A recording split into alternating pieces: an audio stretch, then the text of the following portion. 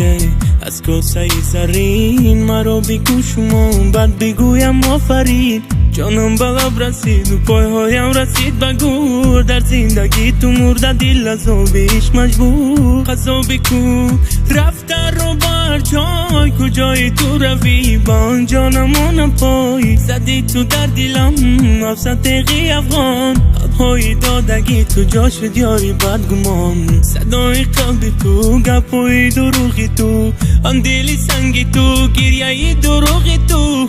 میمیرم با درد و علم، تو از من دوری و قصدم رو من از کی گیرم. دستونم رو ایستو میکنم بی قوتم ده، تا که من منالم گیر هستم رو سر نته. دیگر نمیخونم من در وصف تو، جادوگری حیات نیست یگان چی در وجود. افتادم از درد و رنج تو، حال دارم از عذابی عشقی پاکی تو.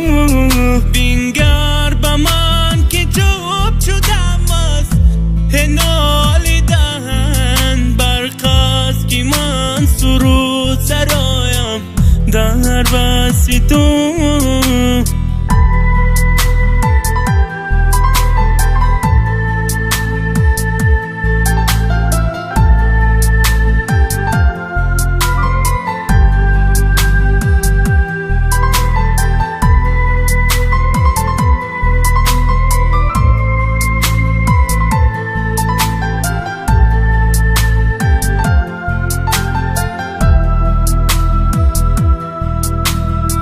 حیاتم دور بشه و نمیخواهم تو را، از من تو بیرفتی نخواهم ده وفا.